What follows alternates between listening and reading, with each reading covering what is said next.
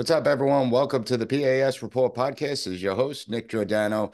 Make sure that you follow and subscribe to the podcast so you never miss an episode. Also, visit the P.A.S. Report website, pasreport.com. I got a great guest coming up, so you're going to want to share this episode with your family and friends and on social media.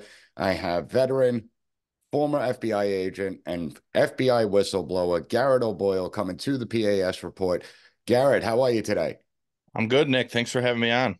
Well, I'm glad you could be on because you're someone that actually speaks out against the insanity that we're witnessing, the corruption within our bureaucracy that really challenges the entire framework that the founders put into place to begin with.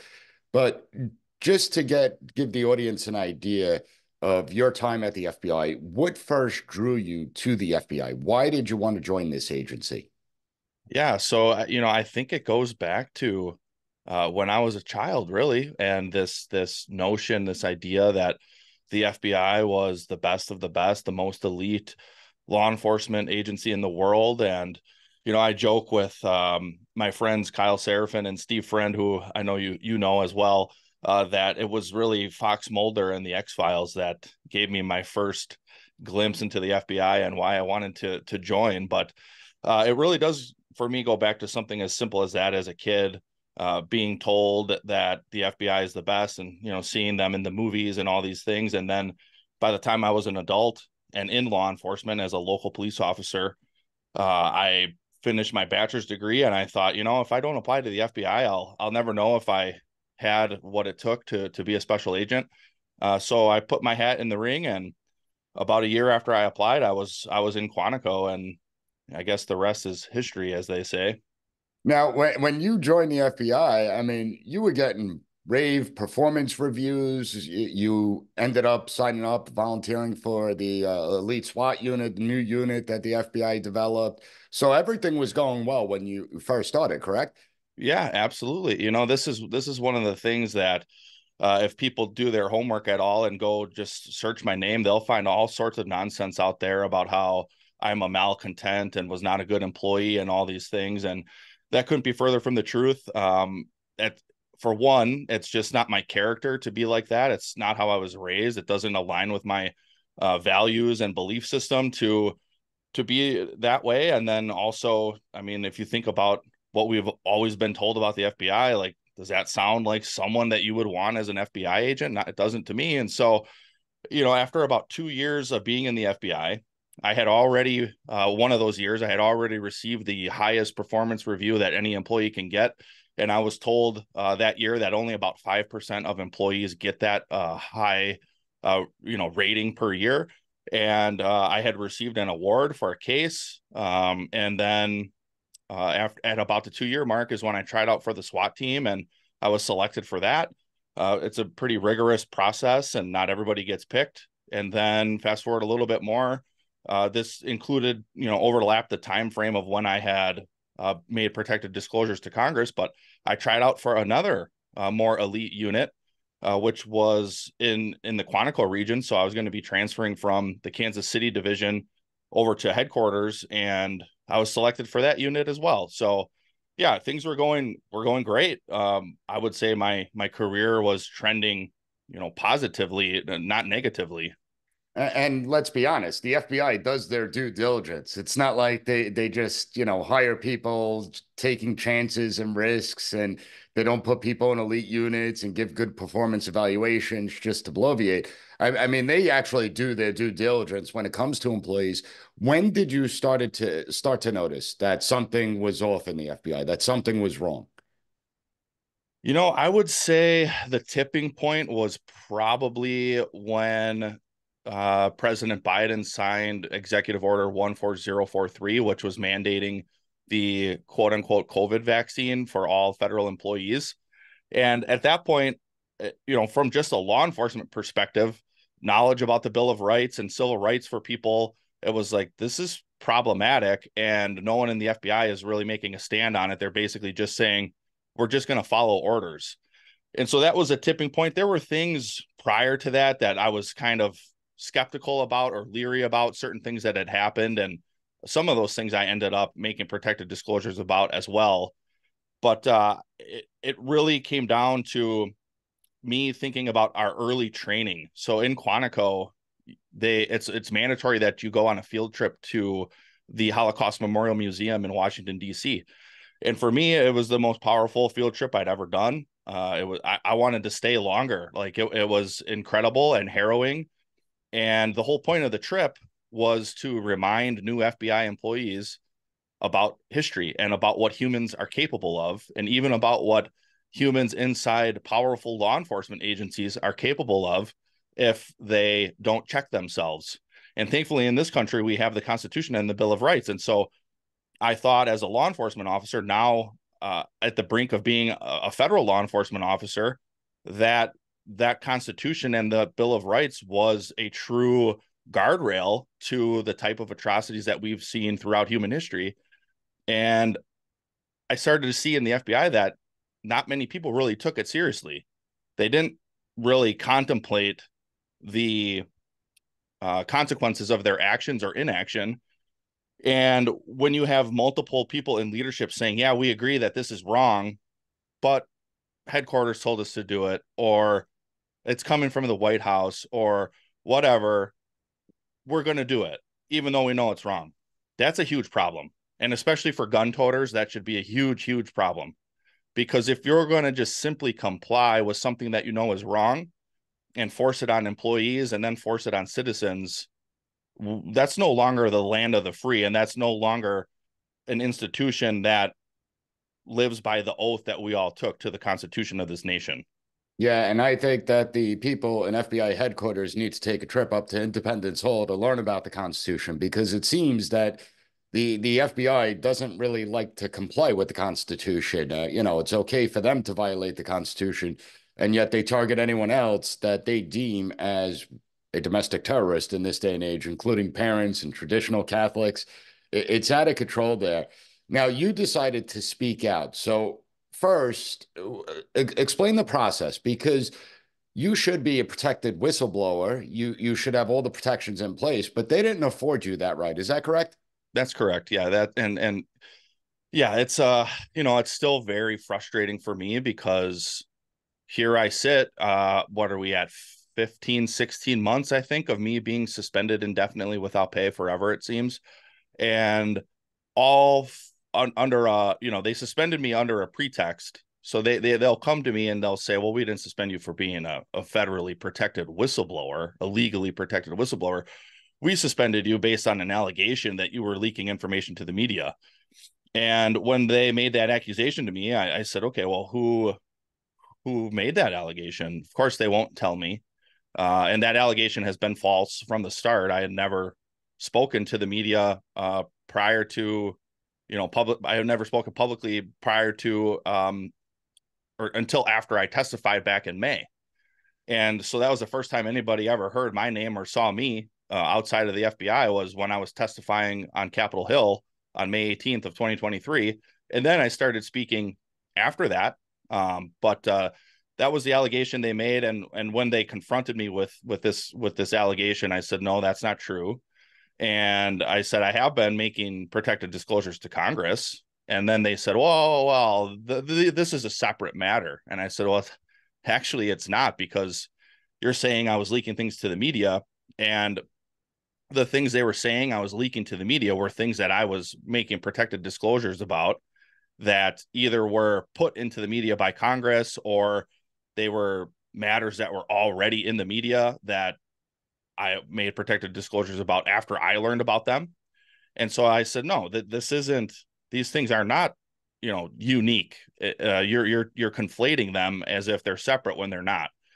And then we come to find out just this past November, another whistleblower came forward, and they provided information regarding my case specifically, that the FBI knew that I had not provided any information to the media, but they baited me to come to Virginia anyways, and suspended me when I got there anyways. And it's like, okay, so they knew I didn't do what they claimed I did, yet they're giving me the punishment even though they know I didn't do it. So it's like, okay, well, that I knew that all along. I figured that was the case, but now that we know from this other whistleblower, who I still don't even know who that person is, it's interesting to see really the depths of evilness that the FBI will take just to punish those who speak out.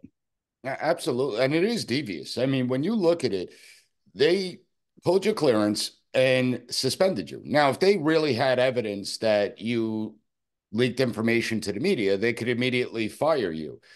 What was the purpose of suspending you and pulling your clearance as opposed to firing you? Well, so they would say, well, we're going through the process, that this is the process that's afforded to you. This is about the as much due process as you'll get. But in reality, And they how do it many months has it been for them to conduct an internal exactly. investigation? Yeah, it's been like 16. And so that's just it, is they know that they hold all the cards because they're the government and they have attorneys on their payroll, and they have, they're all still getting their paycheck every 2 weeks. And so it doesn't matter to them how long it takes. But what they do it in this way because they want to force you to quit. Because if you quit and then you try to sue, then a court will say, well, you quit. And the FBI will say, yeah, they quit. They were still an employee while we were conducting our internal investigation, and they decided to resign. And then the court will simply rule that your case is moot because you resigned. And it's like, well, how are you supposed to afford attorneys on top of just normal day-to-day living expenses when they cease your paycheck, when they suspend you? Yeah, and it's a real problem because when they do suspend you and not fire you, it does place limitations on you, correctly? Correct? Absolutely, yeah. So that's another one of the problems. So shortly after I got suspended, I was like, well, maybe I'll just go be a police officer again in the meantime. And I spoke with an FBI attorney.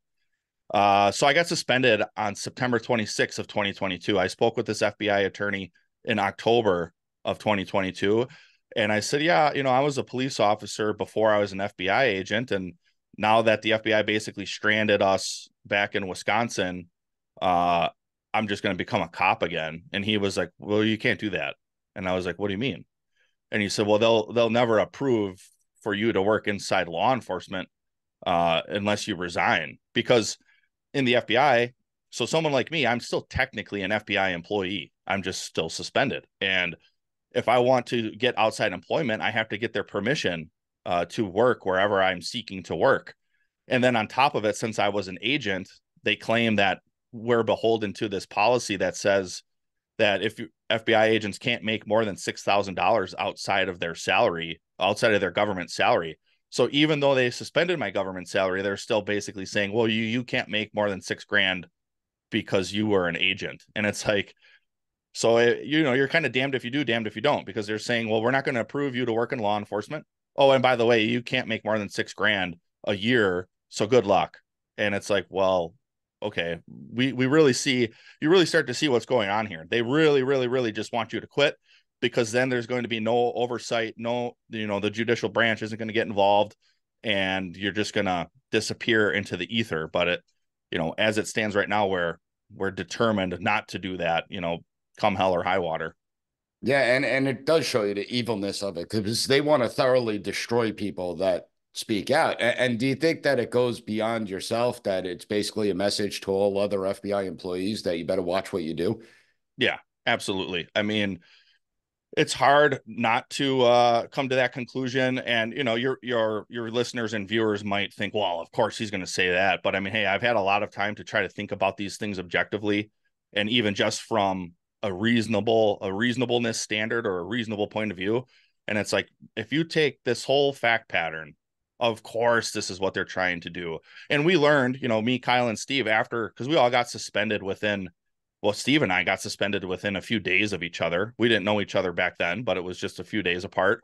And then Kyle had been suspended a few months prior. Well, since all of us have been suspended, it came out that the FBI actually combined their annual whistleblower training with their annual insider threat training. That was something none of us had ever seen before. Those were always separate.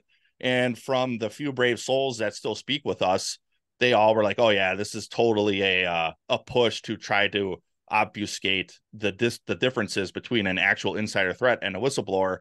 And we even were able to obtain some of the screenshots of the reviews on this training module, and they even said that the FBI was taking steps to infer that whistleblowers were insider threats when that's not the case. You're supposed to be legally protected.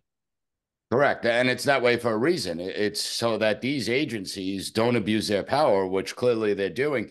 One of the things that really concerned me during your congressional testimony, along with Steve Friend and Kyle Seraphin and George Hill, is the fact that when you look at the people within the FBI, there wasn't a lot of people that came to your defense, other FBI agents that you've worked with for a few years.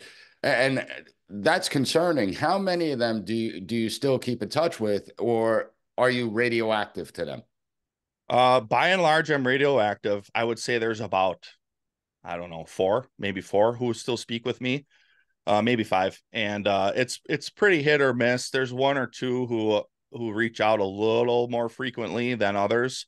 But when I was suspended, I learned that my chain of command actually ordered the people who I worked with the most closely. So they ordered the SWAT team and they ordered my squad in Wichita to not speak with me, which I contest is actually a First Amendment violation against them because Absolutely.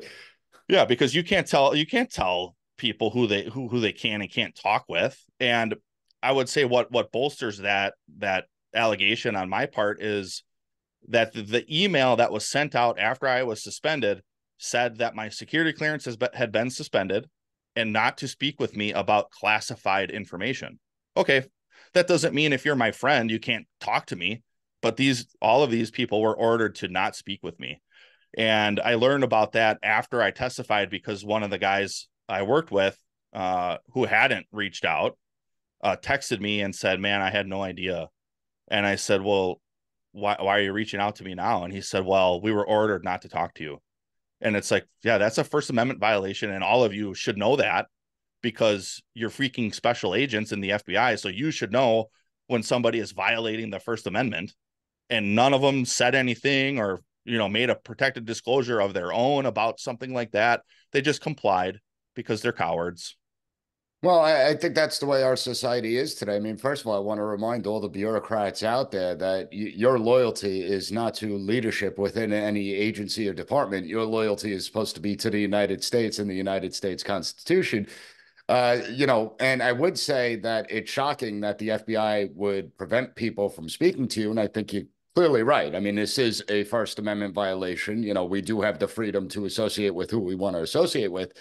But it doesn't surprise me. I mean, if you look at coronavirus, I mean, the vaccine mandates or when they did the lockdowns, they determined when and where people could go, how, Right. when, where you could practice your faith, what businesses Mm-hmm. are essential, which ones aren't. Most of America didn't speak up. So it really Right. is frightening when you look at the current state of mind of the people, including within the bureaucracy. As far as the FBI goes, when you did leave there, so now not every FBI agent, they're working on all different cases and everything. When you started to hook up with other whistleblowers, were you shocked at some of the things they were telling you? No, I wasn't shocked because by that point I had seen enough and I had made enough of my own protected disclosures that nothing else that Steve or Kyle or George or anybody else, Marcus Allen, nothing else has surprised me because it's like, oh, of course, because these agencies, and it's not just the FBI, it's pretty much all of them. The FBI is one of the biggest and therefore probably one of the most corrupt because they think they I can think they're do, the most public. That's why. I mean, if yeah, people look and they look at the Department of Homeland Security, you rarely see their intel units getting any type of criticism or focus. But I mean, they're just as abusive, if not more. right, yep, and yeah, it's permeated throughout every bureaucratic institution, in my opinion. And people, I'm sure, would say, well, what evidence do you have of that? Okay, maybe I don't have evidence of what type of corruption is going on in the ATF, but all of these bureaucratic institutions are the same, and the orders come down from the White House and get disseminated to all of them, and so they all have this type of corruption going on. And so when I hear other things, like for instance, you mentioned the targeting of Catholics that came out after I had been suspended, and I was like, oh yeah. I mean, I think a lot of people in this country were like, oh my gosh, they're shocked that the FBI would be doing that. And I was like, well, I'm not shocked. I mean, of course they're doing that. Why wouldn't they? Yeah, well, they get away with it. And when we look at all the agencies, I mean, because one of my fields is the abuse of power by government and government officials, I could list a whole long list of agency abuses, including the ATF, which you just brought up, that has collected billions of gun records on Americans, creating a gun database, which is Right. expressly forbidden by Congress for them to do. Or Yep. I could take the CIA, that they were monitoring and spying on sitting members of the United States Senate Intelligence Committee in 2014. So, I mean, the abuses are apparent. When people say there's no evidence, it's astonishing to me, because it's, no, you just haven't been paying attention, Right. and Right. you haven't been listening to people that are coming out, speaking out about this. Now, when you went before Congress, obviously a lot of it's optics. They bring you out there, you testify publicly, gets covered on the news programs. Have members of Congress reached out at all to you since then? Is there any type of follow up? Because I haven't seen anything that suggests that the Republicans are serious in tackling the corruption issue and the abuse of power issue. Have they continued to speak with you, or is it radio silence from them? Yeah, it's been very disappointing. They moved on to the next shiny object, or whichever shiny object, there's been a few that they've moved on to since. And I've had limited communication with my points of contact with, various congressional members, but it does seem like the interest is no longer there. And, they used us and our information for a couple sound bites on Fox News, and now they've moved on. And it's really disappointing, because it's like, it seems to me at this point that they don't really care about fixing these agencies or fixing whistleblower protections or any of that stuff. They've moved on. And it's a shame, because, here I sit again for 16 months, still not being paid, still trying to fight this battle. And, I've got 4 little girls and a wife. And it's like, well, what are we supposed to do? When I testified, I said something to the effect of, I never swore an oath to the FBI. I swore an oath to the Constitution. And I meant that. And I still mean that. And it's a shame that other people don't really seem to take that as seriously, because I think if they did, they would say, hey, we got to figure something out now for these type of people who literally put it all on the line. And in my case, had it all taken.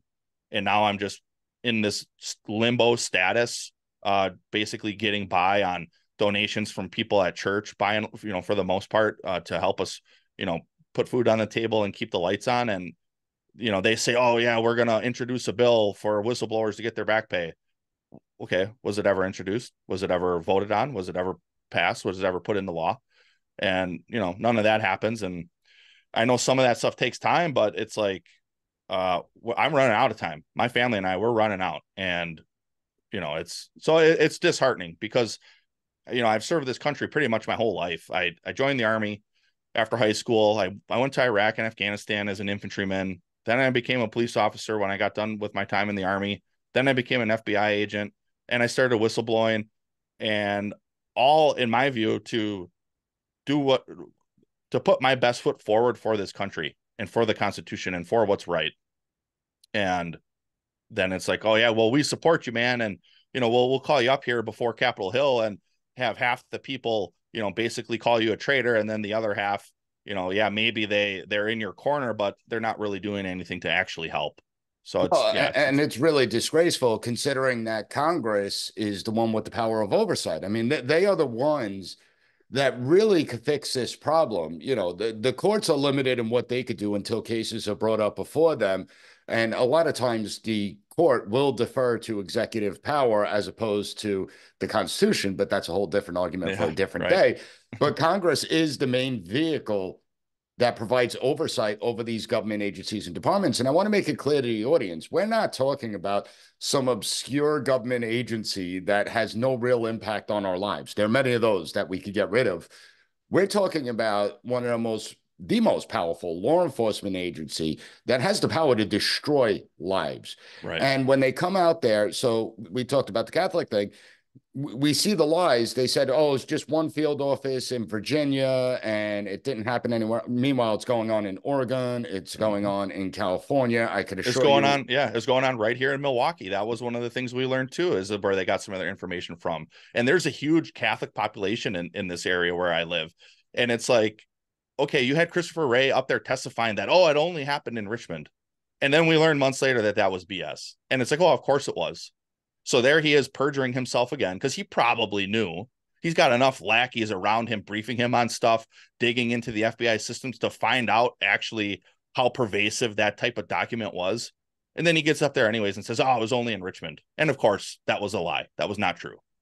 Yeah, it was total. And I mean, listen, Ray is a pathetic individual that's leading the FBI. I mean, he said, well, the members in the Virginia field office can't testify before Congress because they're still conducting an investigation. And I'm like, wait, that was like a year ago. There's like three people you need to speak to: the agent Right. that put the piece together, the legal counsel, and the supervisory Uh-huh. FBI agent. So it's really not that tough of an investigation. But the idea that the FBI now views Americans, let's be honest here, they view Americans as the enemy, as the threat. How dangerous is that to our society? I think it's super dangerous. So I recently did like a mini deep dive into the Romanian Revolution and what the law enforcement was doing there. I mean, yeah, it was degrees worse than it is here, but this is the same path. It's the same path that we're on. And and you can point to totalitarian law enforcement all over the world throughout history that have done these same type of tactics. And eventually what do? They start targeting the populace. And when law enforcement starts looking at the population as the enemy, like you're through the looking glass at that point. And I think if we don't start peeling back those type of powers and start changing that type of culture, like it's going to be lost forever. And we're going to march down the same road that a lot of these countries have before us, all along thinking and waving our American flags and saying, no, we're the land of the free. Are we? I don't think we are. And I skip over that part during the national anthem because it's not true. It's just no longer true. When you have the FBI, they have the ability not only to target anyone they want, they willingly will. And that should be scary to everybody. And it's not just people on the right or people on the left. It's anybody that they can sink their teeth into, they will. And I know a lot of people will say, oh, well, they're only targeting January 6ers. That's who they're targeting the most. And yeah, right now, maybe that's the case, but they're labeling them as terrorists. But there are other instances too. There was an article I read just like last week from The Intercept, where it was an example of the FBI targeting an autistic teenager. And right after he turned 18, they arrested him. And it was just like we saw in Michigan with the Wolverine Watchmen, that it was an FBI undercover and confidential human source who really instigated the whole plot. Same with this autistic teenager. And they got this kid to like swear allegiance to ISIS. And so it doesn't matter. They don't care if you're a white supremacist or militia member or J6er or a Muslim American swearing allegiance to ISIS or a BLM supporter. So this came out too in 2020. The FBI was heavy-handed with infiltrating Black Lives Matter and Antifa in out of the Denver field office. And there are countless examples like this.